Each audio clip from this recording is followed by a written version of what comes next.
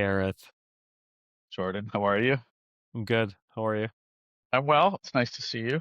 You too. You too. Yeah. What's You're looking very clear, like I don't I 4K resolution. You're a say lot s- older than I thought. I'm just kidding. You just kidding. You look great. You look great. thanks. Thanks. You're Same welcome. camera as always. Same camera as Oh, always. whatever platform we're using seems to be It might be really, that. yeah. Cool. Yeah. Shall we begin? Sure. What's Cool. happening? Um, it's been a good week or two since I saw you last. Okay. Um, we just finished board meetings, so intense today and yesterday, like early start, late finish. But I think I did really well for my components. And your words were echoing in a significant way. I know you didn't make it up, but the term like leading from behind. Yeah. I don't know. I don't know if I recognized it at the time. That got in deep into my brain because it feels, I don't know. I like how it sounds. I like how that feels. So I've been doing that more, maybe more. I don't want to say more aggressively, but like just, how do I say it? Like that feels like a good description for what I'm trying to do. And I hear your voice in my head, and I'm like, oh, this is a good opportunity to lead from behind, and I'll make a contribution or a suggestion that I think fits along with that. So sort of advocating for the things that I think need to happen without, again, sort of not leaving, like shouting from behind. So I'm like, it's not about me. It's not about you. I'm not trying to point fingers or anything like that. I'm just saying, what about this? Have we thought Hmm. about that? Let's think about it's somehow packaging it that way, even if it's just in my own head, seems to be landing better. Give me some examples. Wanting to add something I've been advocating for a long time. You know what the Human Rights Tribunal of Ontario is, obviously. So in my business, the claims business, we call that litigation light because a lot of the time someone doesn't want to go to the expense of getting a lawyer, or they did, and a lawyer said, "You don't have a case here." So they're happy to pay the $80 and file a human rights tribunal complaint, which is not the same as civil court at all. But they sort of treat it that way. And the tribunal hears everybody. Everybody gets to show up. And these people there's often an element of mental health with the individuals who do this. This is happening to hospitals across the country. They're being inundated with human rights complaints. And of course, you feel like you have to respond because they're alleging that you violated someone's human rights. In a not for profit system, hospitals take that shit seriously. But of course, there's no merit to it. Hey, long story short, we've been talking about adding that to our coverage, saying we should do this for them. And I've long said we should do it for them, but you need to charge for it to some extent. We can't just add it. It will come with expense, and we need some guardrails around that. Like, it's one thing if a third party, be it a patient or a visitor, brings the complaint. What if the staff bring the complaint? Now, normally, staff-related stuff is usually picked up by the union or Hmm. by WSIB in Ontario. Often, the union brings often employees bring human rights complaints when it's really an employment issue. And just like we would now be, Hirok doesn't like to mess with that. We don't want to be involved with that. We're a third party insurer primarily. That's our area of specialty. Bringing in first party stuff like just the optics and the management is different. So I've been comfortable. I mean, I do know a lot about it as well, so maybe that has something to do with it. But I've been advocating like, hey, like we need to be cautious in this area. We need to ask questions about this. But I just, again, the leading from behind thing was just help me, I guess, position my statements in a way that was non-violent, like it was non-confrontational. Say, well, from my experience, we need to think about that, or we need to think about that. And it landed. Maybe everyone else was just in a good mood. I don't know, but it landed. It seemed to land in a way that people were like, okay, like yeah, let's talk about it. Make a note of that. So that's the most recent example. That was an hour ago. Cool. How does it Yeah, feel?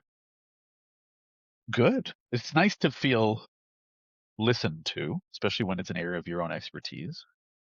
And when people come and ask you, saying, "Hey, I want to ask you about something," you're like, "Oh, thanks for coming and asking me." Especially when previously those people wouldn't ask before, even though they should. So that's always nice.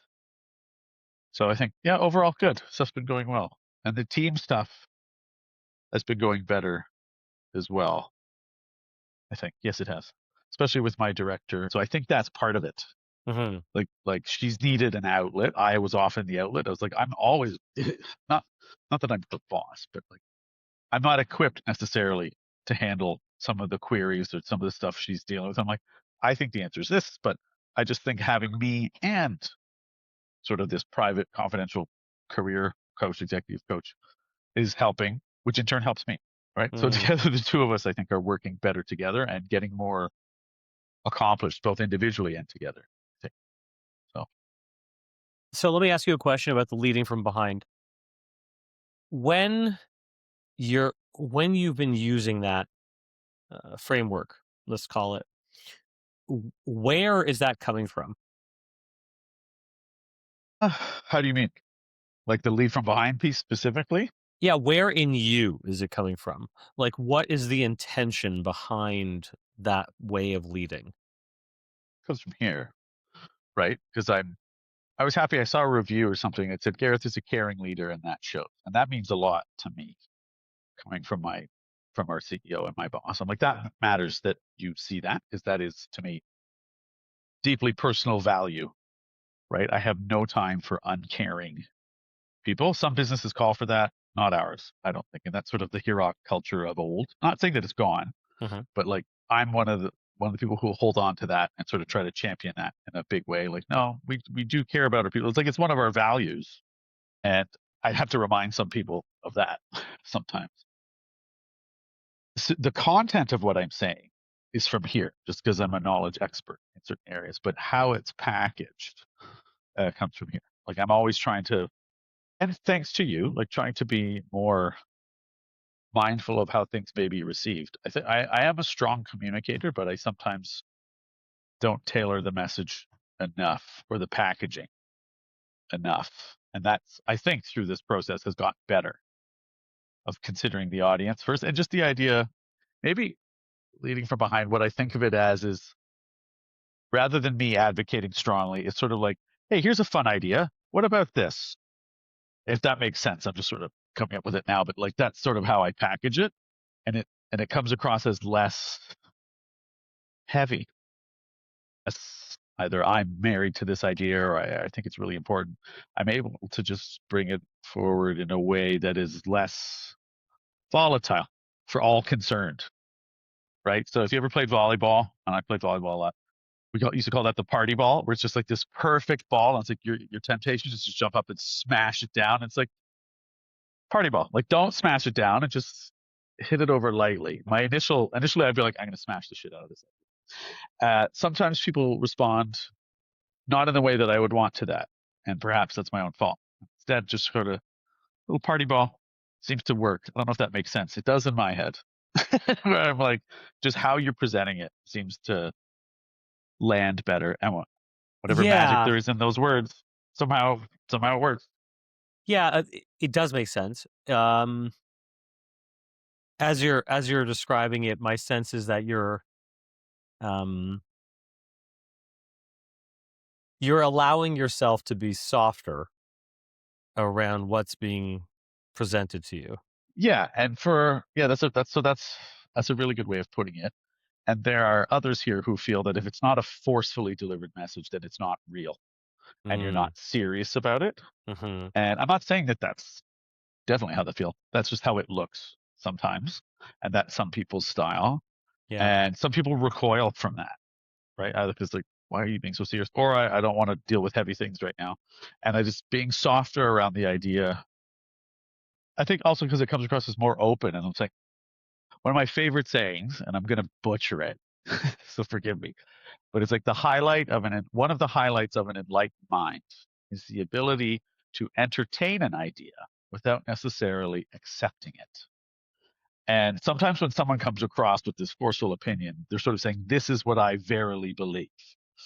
I don't know if it's true. That's just kind of how it feels. And by doing it the softer way, it's like, what about this? I'm not saying I believe it either way. I'm just floating this idea. in a way that I think feels psychologically safe. At least I hope so. That matters to me as well. Yeah. So like, it's just an idea, right? Advice, and like you can tell me ideas, and I'll never tell you it's stupid. All ideas have merit, at least in this sort of discussion. Hmm. Um, I've used the word brainstorming more than I have, I think, since I did my MBA. It's a long time now, just because I feel like leading from behind a little bit. That's why, like, we lost sight of that. And there's this race to conclusion, race to decision. And I'm like, I don't feel like we properly considered all the options. And sometimes, as always, people will have an end goal or decision in mind and they're just working backwards.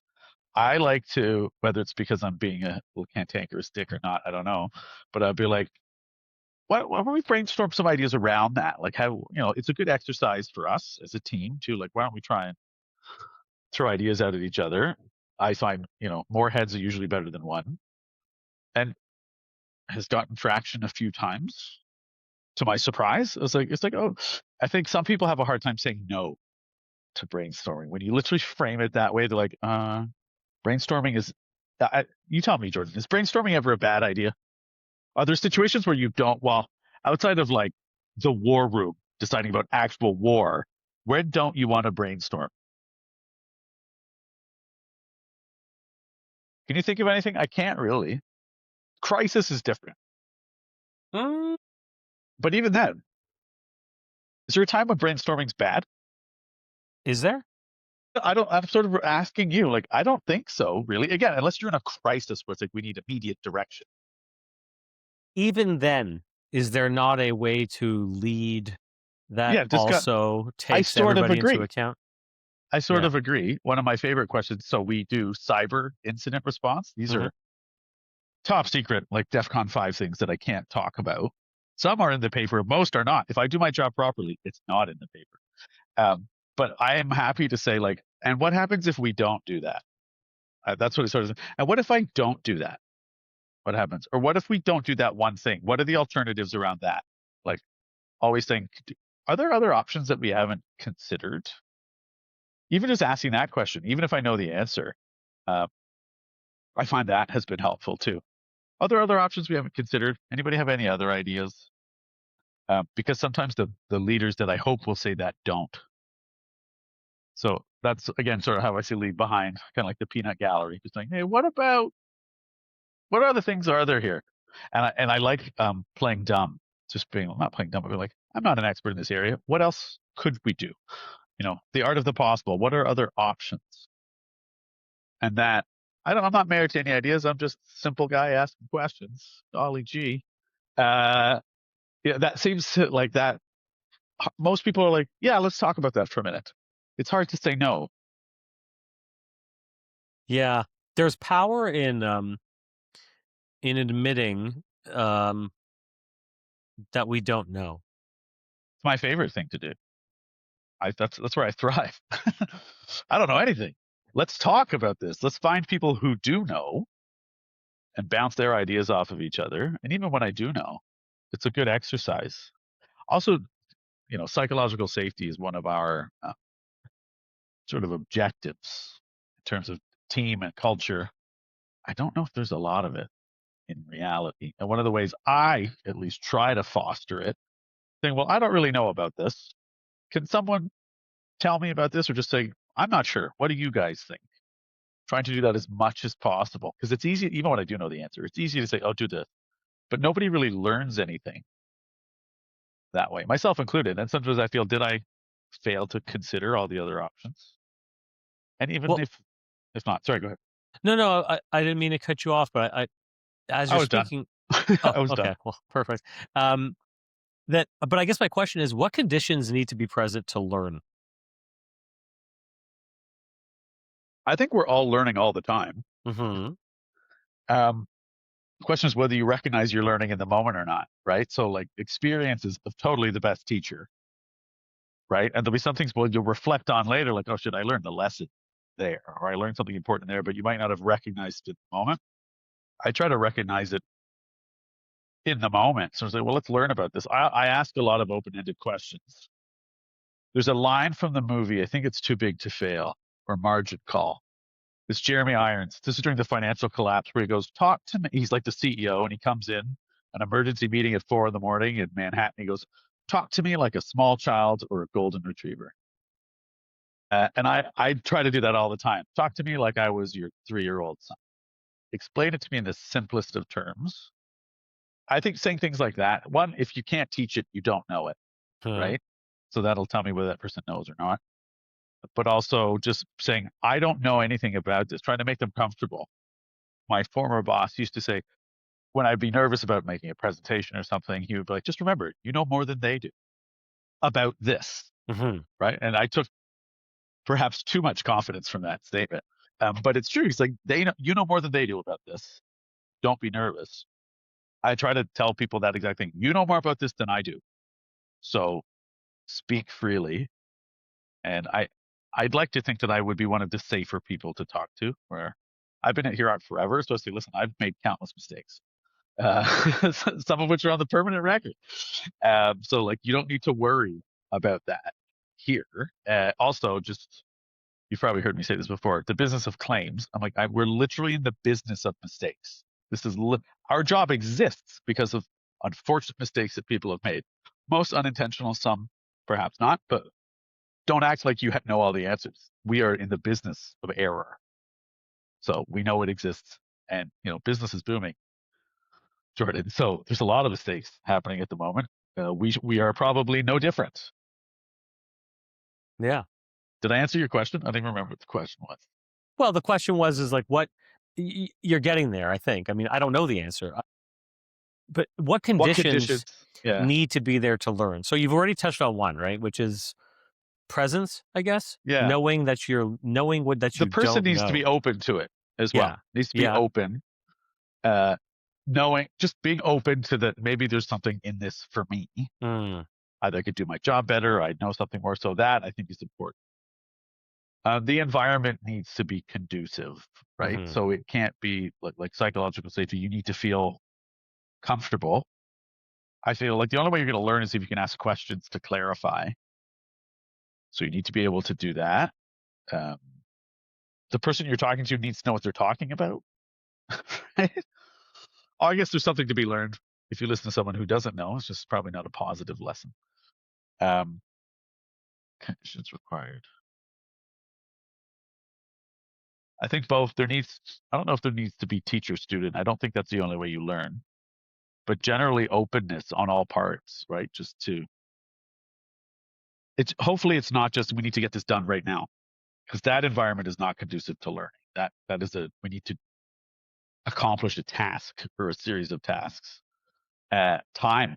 You need to be able to say, hold on, I have a question about that, or can you talk me through that? I don't know. But what else? I feel like you have a list in front of you and I just can't see it.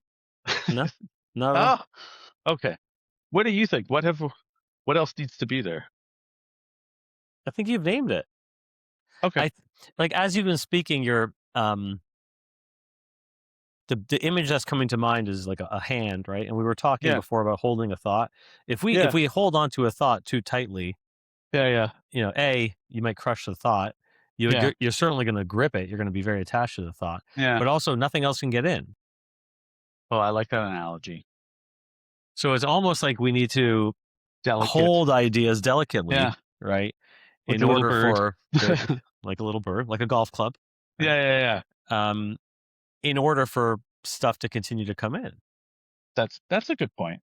It also reminds me. Do you remember Coco's Kitten? Did you grow up in the '80s where there's this gorilla, and it's the first gorilla that they taught sign language to? Yeah. And there's all these really nice photos where there's a kitten in the picture. If you go back and look, the kitten's different in almost every picture. No way. Because the story is every now and then he would just throw it against the wall. Or in a moment of rage. They leave that out. The first couple of kittens, you just be like, well, the kitten's not moving. Yeah, they leave that out. But so cautionary tale, holding on to those ideas. Yeah. Okay. Yeah, that's really helpful, actually. It's delicate, right? Balance. Yeah. Yeah. Okay. This is helpful. I like that. Well, what's interesting to me is that we continue to lean. You continue to lean into this openness and softness, and That's And my style. That's what I grew up with at yeah. Vold. That's what I want to ensure stays. Not that it's gone. It's not. Hmm. But you've just got lots of turnover. Things change over time. New people. That's one of that part of the culture is very important to me. Like a supportive environment. Hmm. Supportive can mean lots of things, but to me, it really means everybody starts somewhere. You know, we're open to new things. Tell me what you think. Yeah. Sometimes they say that's thank you for the idea. Never going to happen. Other times, hey, let's try that. Right? What do they teach you in business school? If you're going to fail, fail fast. Hmm. Right? Try it. If it doesn't work, acknowledge it hasn't worked. If it fix it, lesson learned. Just don't hang on with an escalation of commitment. Right? You're like we gotta keep trying. I'm like, if it's not working, it's not working. Being able to say that requires quite a degree of safety and comfort. I think being able to acknowledge, I don't think this is working. Um, our department, we're pretty good at that. It's like try it, just try it. Yeah. And if it doesn't work, we can revert back to the old way, but we'll probably learn something along the way.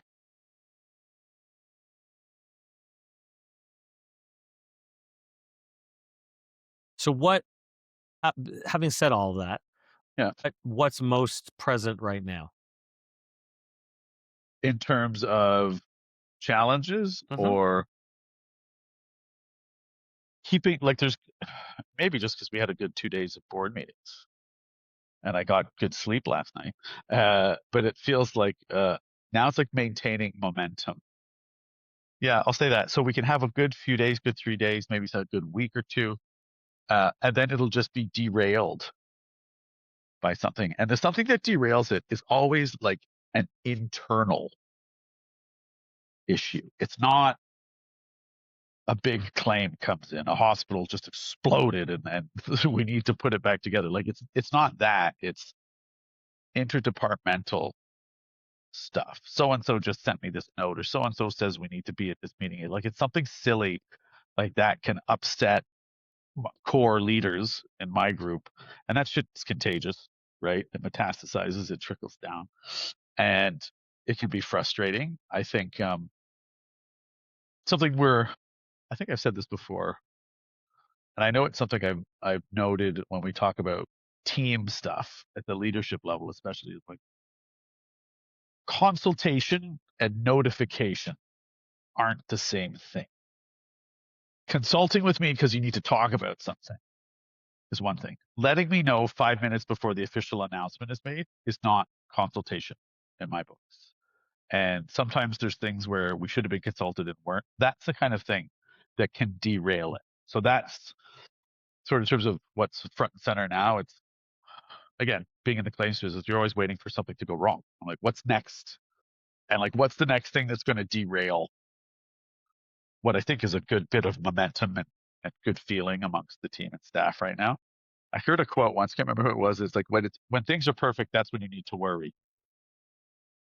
And it's sort of to that extent where it's like, what's going to go wrong? Things are going well right now. What's it going to be? It's always something, but it's like, where is it? And when that thing seems totally preventable, it's frustrating. It's like, had you just done this, this wouldn't have happened. Of course, something else will eventually go wrong, but those are the things that bother me, right? Where it's like, it's frustrating, but often it's the actions of other people. Yeah. Although as you're talking about when things are perfect, I'm going to quote you to you, Yeah, which is, the last time a guy was perfect, he was crucified. that's true. That's true. That's a good one. That's a good one. Perfect's the wrong word, but it's like when you're like, hey, okay, everything's great. Everything's good right now. That's why I'd be like, what's it going to be? Like, what's going to break? And maybe that's just cynicism. Also, I think it's like good leaders look out. Like, you need to be looking closely at the near and present near term, but you also need to look out a little further, be like, what's going to blow up? It's kind of like parenting. It's like you want to protect your kids from as much as you can. Not everything, but big things. I'd like to steer you away from that to the greatest extent possible. I think Yeah. that's part of it. Yeah. So what do you feel like you need to prepare for?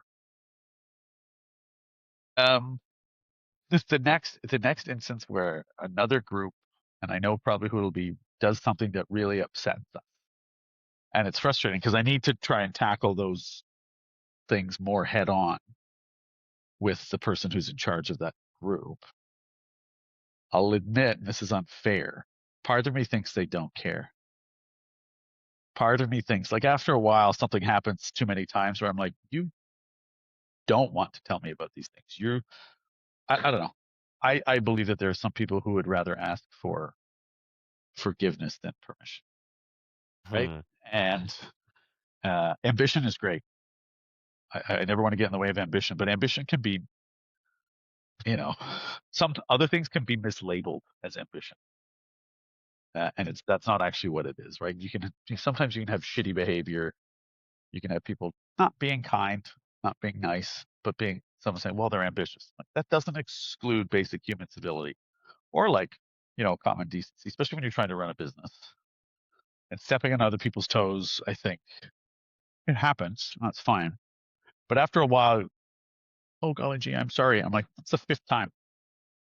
I'm not really believing these apologies anymore. To be fair though, I can probably do more. But just uncomfortable conversations.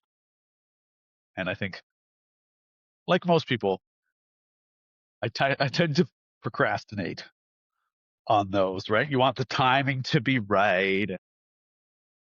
It's like when you're having your first kid, it's never the right time. It's never the right time. It's like, I could always be more stable. I could always be more successful. And you'll just put it off till Mother Nature no longer cooperates, right? Hmm. So there's a weird thing there. Sorry if that's too personal. Not at all. Yeah. Not at Yeah. all. That's sort of where I'm at, I think. What if you were to consider the question of how could you want to have uncomfortable conversations? I'm hoping to somehow get there. I have examples both here at Hirok and in the work world in my little bubble where there are some people who really lean into it Hmm. and are really good at it, and others who it's like they heard you got to do that quickly, so they do it quickly, but it doesn't always go well. But I admire the fact that they did it quickly. I'm like, it doesn't get better with age, right? If you're going to eat crow, it's better to do it when it's young and tender. Like, just get in, get it over with. Feedback should always be timely, but it's not even necessarily feedback. Sometimes it's like, look, we got to talk about this thing, and it's delicate, and I can say all those things, right? Yeah. Claims you learn how to deal with bad news quickly and well, but when it's a personal thing, I'll admit I just keep avoiding it. And it's like, why don't I want to clear the air and make my life easier? And it's because I'm afraid they won't react the way I want. I'm worried, not that I decide, but it's the idea that, like, I raise this Hmm. and it either falls on deaf ears or Hmm. I don't know. I don't love the term gaslighting, but there's been a few incidents where it's like, I came to you with something and suddenly you turned it around like I'm not the bad guy, but I'm somehow responsible. And I was like, that's crazy talk. It's just crazy. And I wonder, like, is that a defense mechanism? I'm like, if you feel so strongly about it, how come you never came to me with anything? I initiated this conversation. Hmm. And I'll admit, I got to stop watching the news because now it's made me think that everybody thinks like the president of the United States thinks. And it's just like deny, deny, deny, attack, attack, attack. But there's a tactic that kind of works sometimes. And I find, Yeah. trying to have this conversation with someone and they're like, oh, I don't like how this is going. I'm just going to flip it around. And I'm like, I know I was here with a serious issue. That's why I'm here. I knocked on your door and sometimes perhaps it's unfair, but it feels like they're like, oh, I don't like this at all. Let's just turn that around, or let's just deflect or move away. And now it's like, oh, now I'm somewhere I wish I didn't have to be. How would you approach that with more softness? I'm not sure. So here's the thing. That's not my in the heat of the moment. Like, I think I can see where you're going, right? Where I could say something about it and be like, hey, like, I appreciate what you're saying. It kind of feels like you're not listening. You haven't heard what I said. Or I'm feeling like you're turning it. No, I can't. I would never say that. I never say that you're turning it around on me. But I don't know. I don't know. I don't know, Jordan. I don't know how you tackle gaslighting, like, because it's sort of new for Do you me. Or know the like, origin of the term gaslighting? no, and I'm dying for someone to tell me this. Please tell me you know it. I was meaning to send it to you after our last conversation Okay, and please slip my tell mind. me. I'm dying to know this. There was a play a long time ago called Okay. Gaslight, and it's about a man who lives with his wife, and each day he reduces the gas on their gaslit lamps Right. Just a little bit. just a little bit, and continues to tell her, "No, no, no, but the light is the same. Nothing has changed." Yeah. And yet she's like, She's like, "I I must be can't see. crazy Yeah. because I am sure that it is darker." That's the story. Mhm. That's That's amazing. the butchered paraphrasing of No, no, the play, but yeah, thank you. I hate to tell you, I'm going to tell everybody I know that story at some point now, having heard it from you. Not intentionally, but it will just come out yeah, yeah. naturally. Okay. So there's an interesting thing about gaslighting in that it's intentional, right? This is what I don't like about it. This is what makes me uncomfortable about it, where especially when you're in a not vulnerable position, but you're coming into a difficult conversation. Hmm. I perhaps quite unfairly translate that intention into malice, right? I was like, why wouldn't you want to listen? If someone came to me saying, listen, you made me upset, or I'm upset about this, or like, we need to talk about this, my first instinct is, oh shit, I inadvertently or direct, intentionally upset, offended, hurt someone. Shit. Unless that was my intention, which it rarely is. I just feel like, shit, okay, I'm sorry. What's going on? What is it? The idea that I come in and that person's like, fuck that guy. Like, that's unfair, but you know what I mean? Where it's like, no, you don't get to, like, that's how I unfairly interpret it, right? Right. Like the idea that uh, I put some maliciousness to it. I'm like, why would you do that? Maybe it's the defense mechanism. I don't know, but Well, let's talk a little bit about that. So because you mentioned you're afraid of going into these uncomfortable conversations and having the person react in a way that you don't want them to or wouldn't like them to, right? yeah, or that somehow makes the situation worse, right? Where Mm. ultimately that's really what it is. Hmm. It's not what I want. It's like I have a goal in mind, Yeah. and all of a sudden, sometimes the conversation goes where I go, whatever that goal was, we're not going to achieve it, and Hmm. now I may have inadvertently started something else. And that's what I worry about, especially when I feel like I'm on the right side of the issue. That for me, that fact pattern, which is not often, but it does happen. I don't love that. Mm. Okay. So this is exacerbated when you believe that this is sort of a polar situation. Right. Or it's binary where I'm like, no, Yeah. there's a right and there's a wrong here, and I'm pretty sure which side I'm on. Yeah. And that person tries to repackage it, or is in some other way responsive that is not really acknowledging. Yeah. Like my whole thing is, you can never really judge someone for how they feel because it's unconscious. It just happens, right? Yeah. Give them a moment to feel, and then you can start using your brain. But I never judge someone for how they initially react emotionally. Okay. Let's That's work just with that a little bit. So okay. let's assume you're entering into one of these uncomfortable conversations and you have the sense that I don't know, you don't like how that person's approaching the conversation and Yeah, you want to say, uncaring, yeah, unsympathetic, or unreceptive. yeah, hard, right? Like not soft. Yeah, If you were to approach them the same way that you would sorry, if you were to approach the conversation, right, yeah, on the premise that of your rule, which is that I don't judge anybody for how they feel, yeah. then how could you communicate to them based on that rule? Well, that's a good point. Maybe one just by saying, "Listen, I approach it this way, and I think you can't control your feelings." There's a space for that, right? Where it's like, "This is Yeah. how I felt initially. Mhm. I don't judge people for how they feel, but sometimes you can say, you know, there is room for overreaction, right? Because we've all done it, and Mhm. also misinterpretation. Mhm. Maybe leading with like, "This is how it made me feel, and I'm just being honest with you. This is how it made me feel." And that's why I want to talk about it because I don't like that for this reason or that reason, or that's non-productive, or that's not in line with our values, what have you.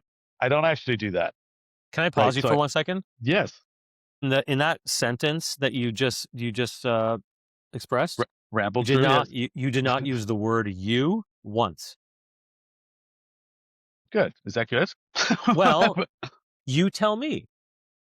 Well, I mean, by starting saying this is how it made me feel, Uh-huh. right? It's no longer about their behavior. I'm saying, listen, Uh-huh. this is how I feel, and I don't whether it was intentional or not. That's not what I'm here about. But like, I'd like to I need to get this out of the way or move past this, and here's what I think about it.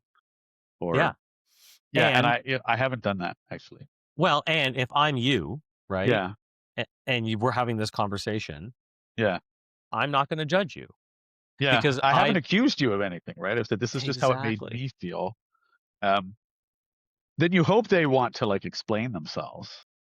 My fear, honestly, the thing I worry about is that they'll start defending themselves. I'm like, hold on, I didn't accuse you of anything. I'm just telling you how it made me feel. Mhm. And um, yeah, but like this is me just getting in my own way, right? Well, we're starting to separate story from what's actually happening. Fuck, that's good, Jordan. That's good. Yeah, that's really good because we conflate those things a lot. Yeah. Do you know? I'm just going to ask you. Do you know about like this? I call it a cult, but it's almost like a self help thing. Unlock your potential. Oh, and it's kind of like this guy. This is an ironic thing that showed up on Is my that Tony desk. Robbins? It's Tony Robbins. Oh my Okay, goodness. I so, think that's an old one. dude, cassettes, Oh my god, my dad had those in his cassettes. car. So Yeah. our in-house counsel, who you may have spoken to, Gordon stuff, but like the Yeah. funniest guy in the world. There will just be little gifts on my desk someday. And one day there was this, and I was like, "What the fuck is this?" Like the power of an expanded identity. I was like, "What? This is nonsense." And ironically, I have my old manager's tape player. He had a little radio that has a Huh? tape player, and I was like, "Let's listen to it." And it's so wobbly, warbly because everything's so old. It is. There's some stuff that's good in there, but it's mostly nonsense. So I'm just kind of like, "Oh, okay." It's kind of funny, but On weird side note, please. do you know how much money Tony Robbins' businesses generate every year? I'm guessing like billions. $9 billion. It's insane how wealthy he is. Yeah. There is something to it. I just Yeah. think I know where I was going with that. So kind of like Tony Robbins, there's this company or whatever called Landmark. Have you heard Yeah. of them? Yeah. Yeah. Yeah. Have you Yeah. have Yeah. you done it? No, I know a lot about Landmark though. Okay, so my brother-in-law and sister did it, and he was really into it, and they were Mhm. like on me, and I was like, dude, this is a cult. You talk like a crazy person. Like, stop bothering me about this.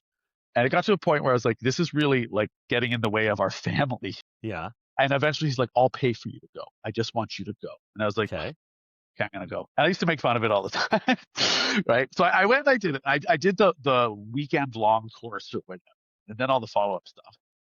There was some limited value in it, but I was like, I'm not joining your cult. I'm not continuing with this weirdness. I'm not calling any more people to atone for my sins or whatever you got to do. But the one thing I did like that I loved was at the end. I had some. He made me go when like a really senior guy was in. He's like Mr. Landmark was in visiting Toronto. He's like, he's going to run the session. You're going to do it. And he just goes, life is empty and meaningless.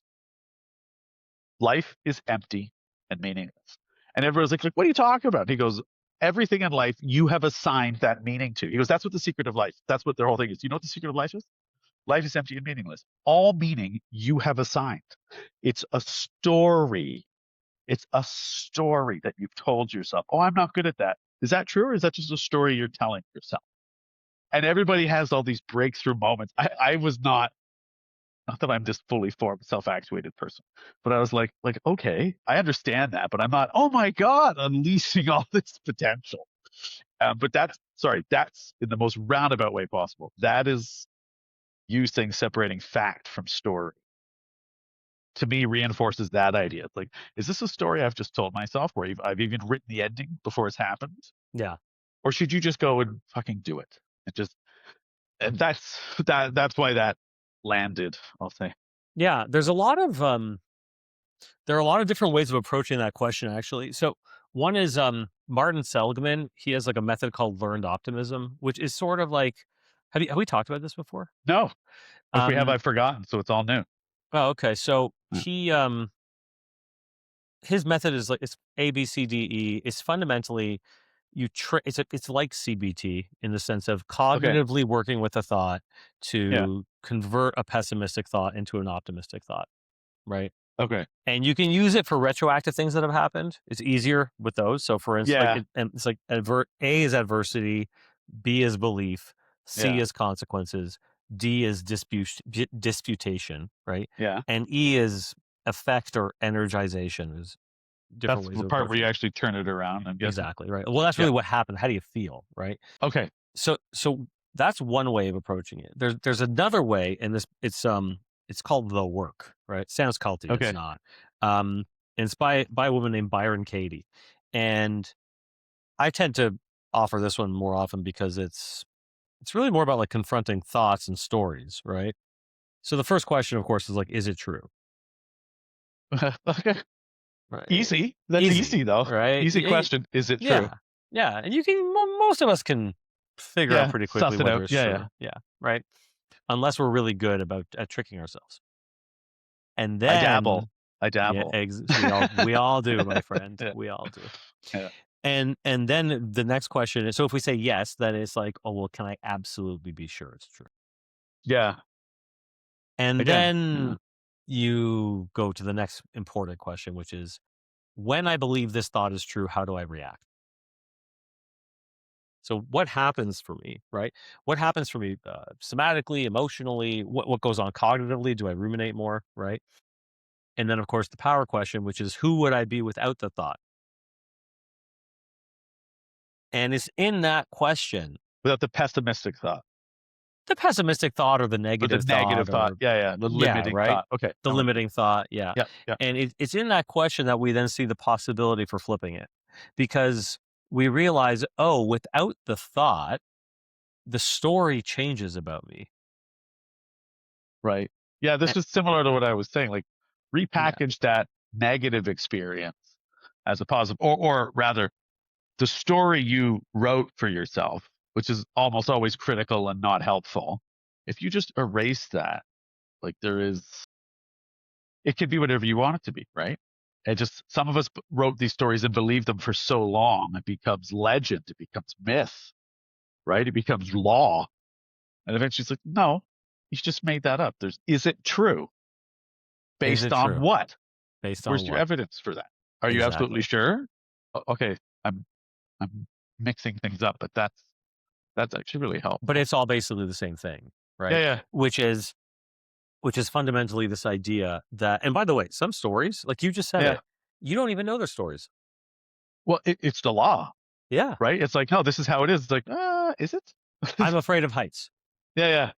I'm Are afraid you? of heights. That is a unchangeable, Yeah, yeah, permanent feature of me. yeah. Some things are law though. Like I'm allergic to tree nuts. Like that one, we're not gonna fuck with, sort of. No, you're not going to will that one. Can You're not you going be to will sure? that one out of existence. Yeah, yeah. Okay, Yeah. okay. But when it comes to, although there are some people who will tell you that you can do that, but Well, that I'm microdosing shit not that doesn't work. guy. That doesn't work. It doesn't work, man. Yeah. You just have a micro reaction. Okay. Yeah. Yeah. Exactly. Yeah. But, when it comes to these kinds of things, like if let's say, okay, we were to apply this modality to this difficult conversation that you may need to have soon. Yes. How would you run it through this system? The thought about the conversation. Well, one, like the fear about the reaction one, that's anticipatory, right? Like it actually hasn't happened yet. Mhm. Is it true? Or can you be sure? Well, no.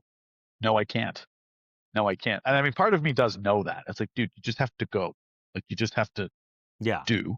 Yeah. Um, but the whole, is it true? Well, I think it might be. You think, right? And one of the easiest ways to know if it's true or not is to go do it, right? It's to go and have this conversation and say, okay, well, this will be our test case. Let's go give it a go and see what happens.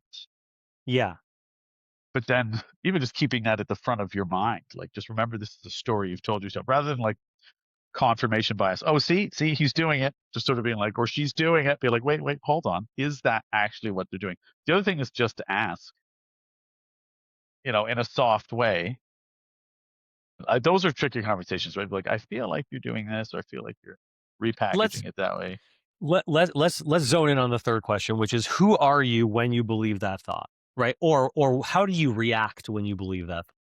When I believe that that is what they're doing, That either that's that what they're negative doing thought is what they're or doing. that's how the Yeah, conversation is going to go. Yeah. I'll feel like I've wasted my time and it was pointless, and I probably Mm, won't even do the conversation in the first place, which hmm. means the behavior will continue. Yes. right? So exactly. So now going to the next question, which is who would you be without the thought? I would just directly ask or go in and try to address it in as soft and as neutral a way as possible, but still like, you know, I love Seinfeld, airing of the grievances, right? Yeah. Air the Yeah. grievances Yeah. in what is meant to be a constructive fashion, right? It's Yeah. not thou shalt not. It's hey, I just want to talk about this, Yeah. and usually because there's a real work thing attached to it at some point, Yeah. right? It's upsetting my team, or it's slowing us down, or something. There's some Yeah. degree of conflict somewhere attached to it. Yeah. But who would you be without the thought? CEO's company, obviously.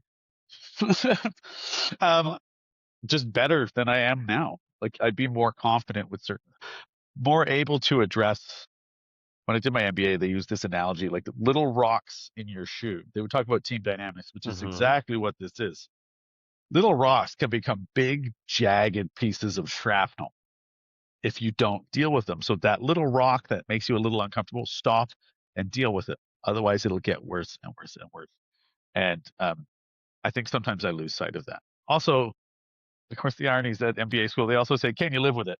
And I was like, well, like they're like, some things aren't worth mentioning. Sometimes I can live with a rock in my shoe, so that it's fucking confusing. I mean, But yes, that's true, right? But yeah, this is less about what's interesting about this practice is that it's less about the actual thought or the event, and it's more yeah, about reframing you as a person. yes. So, for instance, if I say we go through this exercise, and then I say, finish this sentence to me. Gareth is the guy who. Addresses those little rocks in his shoe proactively as they arise without too much overthinking or hesitation. There's got to be some degree of like risk analysis, I guess. At Obviously, obviously, analysis. Yeah. But that's who I would just deal with it in the moment in a timely way, and probably would be much beloved because of it. yes. I think So, I think anybody. I'm projecting there, but I really like when there are people who can do that well in a way that's like I'm not upset at you. If anything, I feel badly and I'm sorry that like there's a way to go about stuff where I always hmm like people who are adept hmm at dealing with that. I think that's a life skill. It totally is like an important life skill. And I think it's emotional intelligence. And if you ever watch shows like The Traders and Survivor, my kids are watching some show, Beast Games. I oh, kind of can't Mr. Beast, stand it. yeah. Yeah, I kind of can't stand it. But all this negotiating with people, it's really just emotional intelligence. Those are the people who win, who have really high degrees of emotional intelligence. And I think I'm pretty good, but you can always be better. And maybe this is a way to get better, get unstuck a bit because it is limiting. I think I'm not alone in that. Like I avoid these conversations to some degree anyway. Nobody likes them until you believe that you are the guy who does. And that's a guy who's like, this is not, maybe not that I like them, but it's nothing to worry about. Exactly. Like So there's no risk here. Just go talk about it. exactly. So now we've taken the 4 questions, we've worked through them, and there's a last step. And the last step is to create a turnaround. Right. So if the initial thought was, what was the initial thought? Tell me. I have to have this conversation with someone, but I don't really want to have it because I'm worried of how they'll react, or they won't react in a way that I feel is constructive or helps us get anywhere close to where we want it to go or where I Okay. want it to go. Okay. So if you're the guy that handles the rocks in his shoes, right, without Yeah. overthinking it and with just taking it head on, then Yeah. what's the turnaround of the initial thought? There should be no concern about that. Like you should just go have the talk. Like you shouldn't have that. Well, I don't know. Or it should be such a minor little twitch where you're like, no, no, I'm good at this, and there's nothing to worry about. There would be no Exactly. thought at all. There would be no thought at all. Not that I'm on autopilot, but there's certain things you just do on impulse because you're not worried about it. Sometimes that backfires and you realize you should have worried about it. But that's what I think the behavior would be. Like you can just go deal with it without that. Okay, I just okay. We know how to do this. Like it's almost not on autopilot, but like you've just done it 1,000 times before. It's just normal routine. Yeah, that's a very interesting and appealing idea. Yeah, what's it like to live like that? I'll find out. I'll try. You'll have I, to tell me. I'll write a book about it. Yeah, I'll tell Tony Robbins about it. Yeah. You want to listen to the tape? Like, I bet you it works. I could push play. I don't know. See. I actually, I actually know quite a few people who are really into Tony Robbins. It's like a cult, and there are people, and like it, who there are examples I know of people who know people were like, that was the difference for him. That was the catalyst. So it does work. And listen, $9 billion is not a small sum, It's nothing to right? sneeze at, and Yeah. he is quite smart, and he's well trained, and He's a he's force. We all yeah, know his name. I know. We all say Tony Robbins. People may laugh, but I'm like, but you know who I'm talking about. Yes. This has been very helpful, Jordan. That hour like flew by. That's some good stuff. You've been working on stuff. That was yeah, you've been fucking sharpening those skills. Yeah, like that was good. Helpful being able to talk in a way, one with a person who has no stake in my future, right? And like you are knowledgeable. Like you do know Thank what you. you're talking about, and like you provide a degree of comfort's the wrong word. It's almost like empowerment or encouragement. Where it's like, hey man, just get out of your own way. And here's how. And you're like, yeah, all right. And like you do have a good resume. I think that helps, right? And I remember when I Oh, talked to that's good. Pod, he's like, we need to figure out like who's the guy for you, right? Like, there was this hilarious commercial about a consultant. It was like this guy with long hair, like a funny goatee, and he's like, "You got to shift the paradigm." And I thought that was the funniest thing I'd ever heard. And my dad became a project management consultant after working with like NASA, Spar Aerospace. He's like, Wow, yeah, help build the Canadarm. So cool. that's And he's like, he cool. was really good at managing these high stakes, like tech and communications projects. And he like hung a shingle out, and it was hard at first, but then he got good at it. And every consultant commercial he would laugh his ass off. And by the one I remember is the guy's like, you got to shift the paradigm. And I thought it was really funny. I thought it was really, really funny. So there you go. Awesome, man. Well, I appreciate it. Yeah, you're welcome. Thank you. We have our next call in the books, They're right? all booked. Yeah, yeah, Okay, everything's good, booked. Yeah. good, good, good. Pleasure. You too. I like that chair. Glad you got a chair. Thank you. Yeah. Okay, Jordy. So good to see you, man. You too, Okay, man. Take care. bye. Bye.